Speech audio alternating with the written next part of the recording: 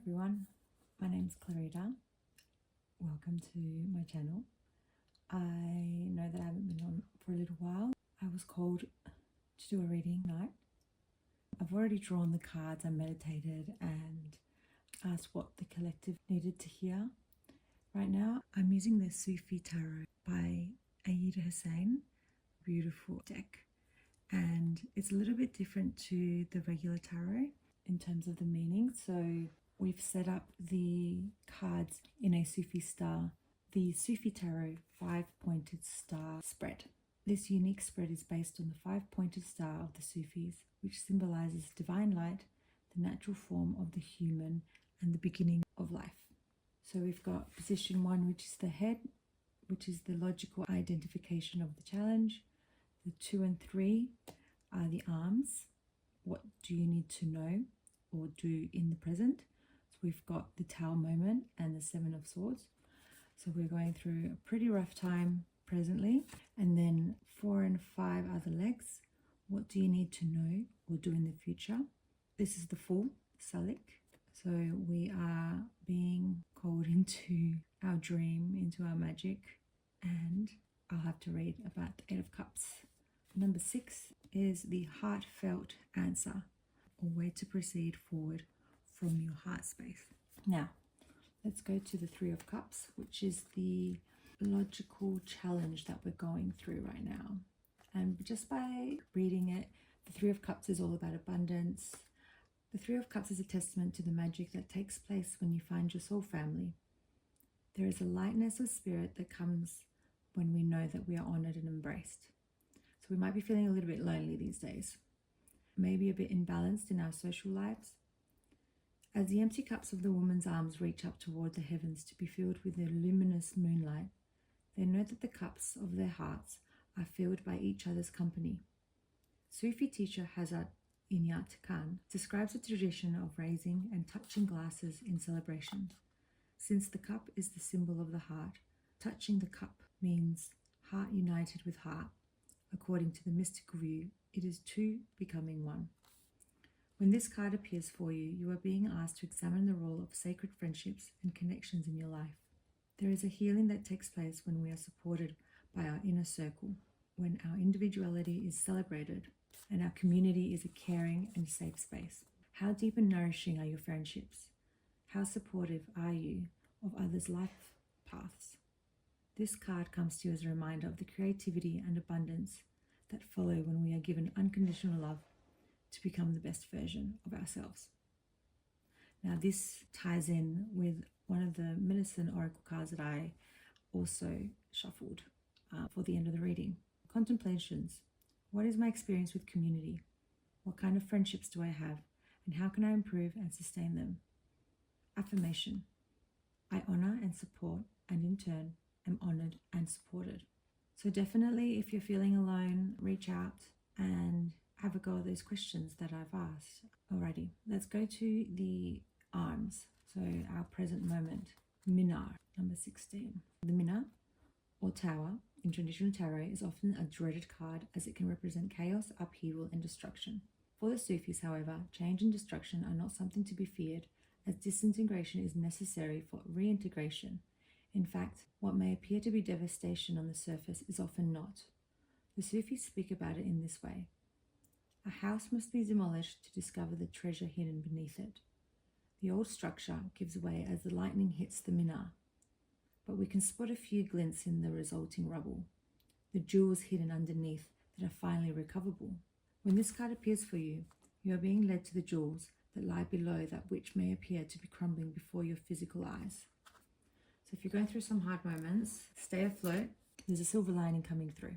You are being asked to see the breaking of old structures with the eye of the heart. What destruction is necessary in your life before reconstruction? Sometimes it is an external power structure coming down. At other times, an internal breakdown that catalyzes the destruction of old patterns. What breakdown in your life is leading to a breakthrough? What old forms are you clinging on to? As the lightning strikes the tower, we are reminded of flashes of truth that burn away all that no longer serves us. And note that the inspiration that comes to the mystic often does so in the form of lightning. Look beyond the physical to find the treasures planted in your heart. It is okay and healthy to let that which is crumbling go. As Rumi writes, tear down this house. 100,000 new houses can be built from the transparent yellow gemstone buried beneath it. So hold on tight. The Tao moment is hard, but it comes with great reward sometimes when we have that kind of phoenix moment where we feel like we're burning into ashes and then we eventually do rise. So the other arm is the Seven of Swords.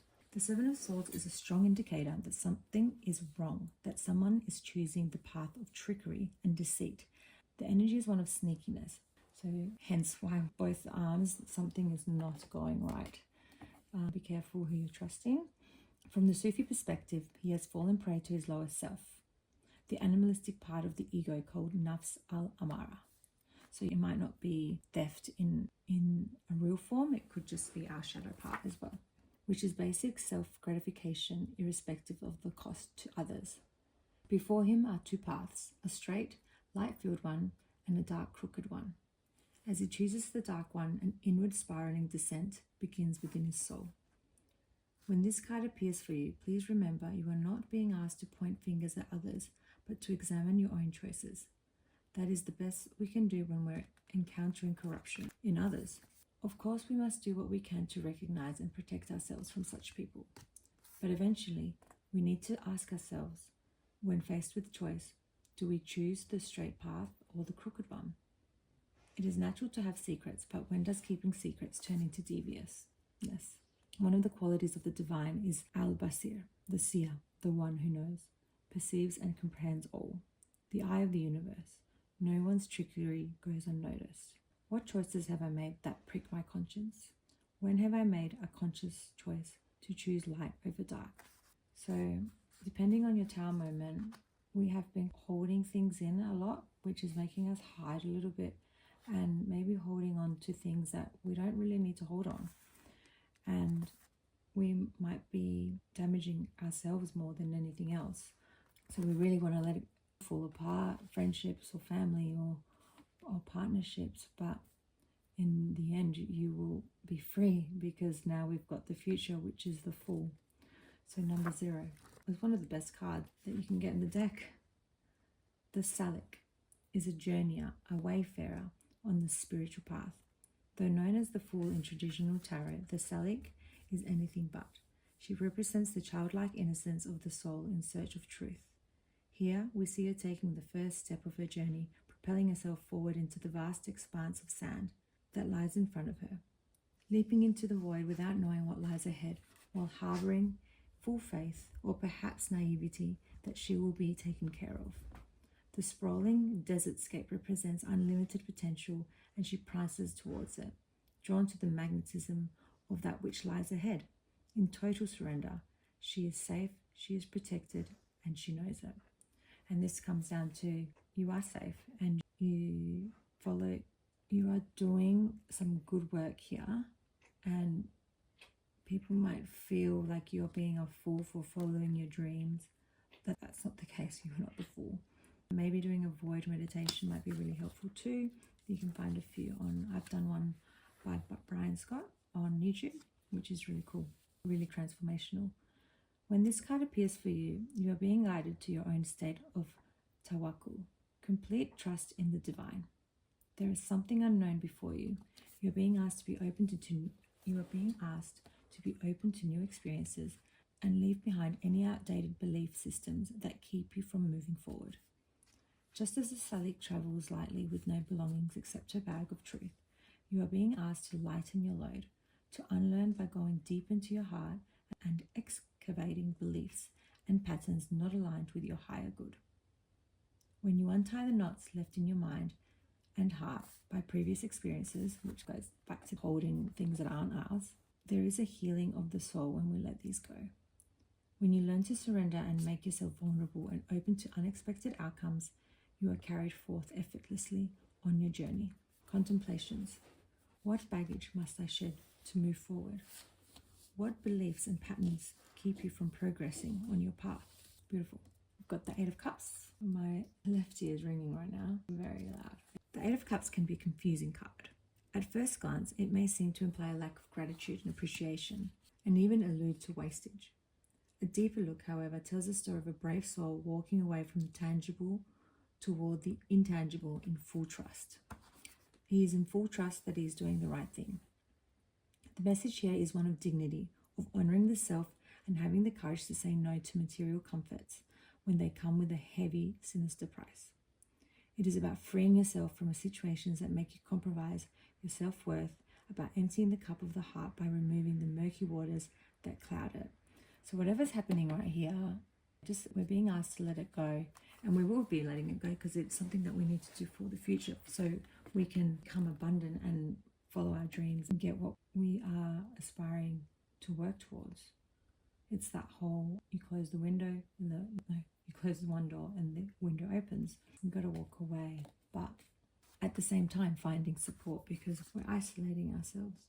When this card appears for you, you are being asked, can you let go? Are you able to connect to your authentic self by saying no to that which weighs down your soul? Are you brave enough to say goodbye? Can you differentiate between abandoned success and self-preservation? The Sufis tell us that the heart is the altar of God. Are you allowing anyone to defile yours? There are many reasons people remain trapped in unhealthy situations. Walking the mystic path often means having the courage to leave behind situations or people that have the ability to trap, entice, or allure you. Contemplations. Is there something in your life that you need to leave behind? What does it feel like when you honor yourself? I think it speaks for itself, but we've got to let go of whatever's happening here.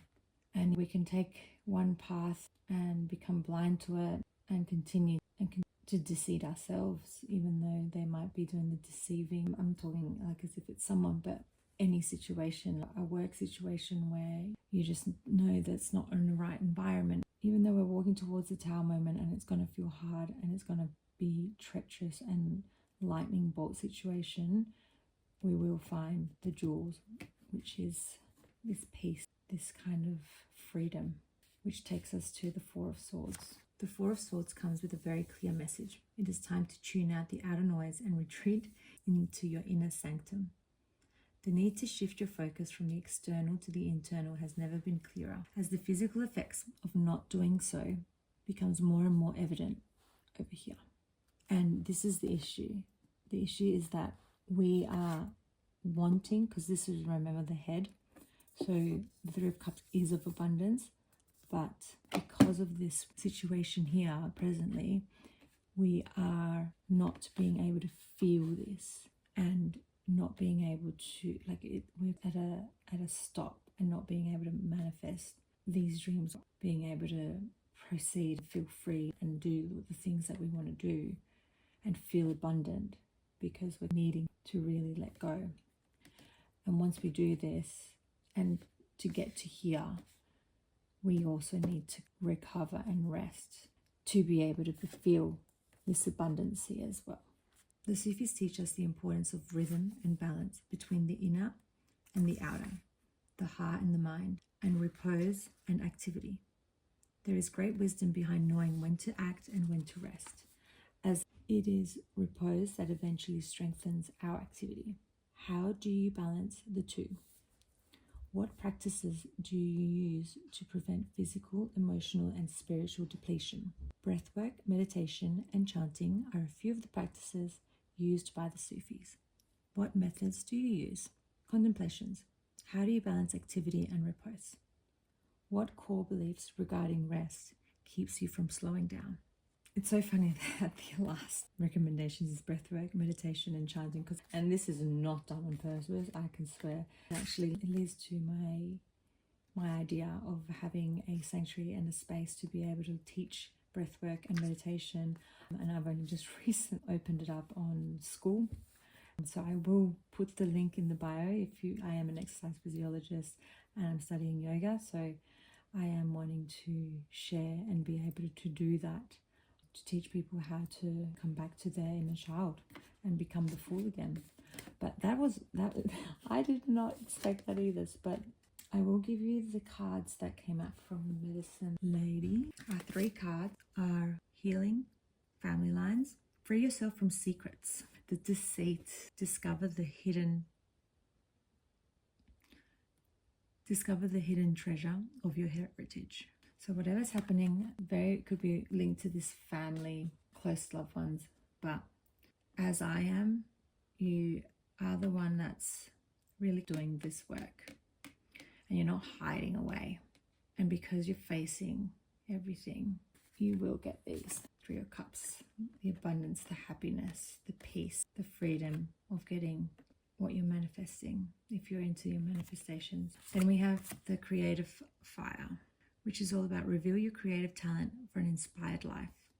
So get into more creative things, dancing, singing, climbing trees, drawing. We create by building things, architecture, woodwork. We're human beings that create. We create from our womb. And there's a whale as well, if that is anything of resonance.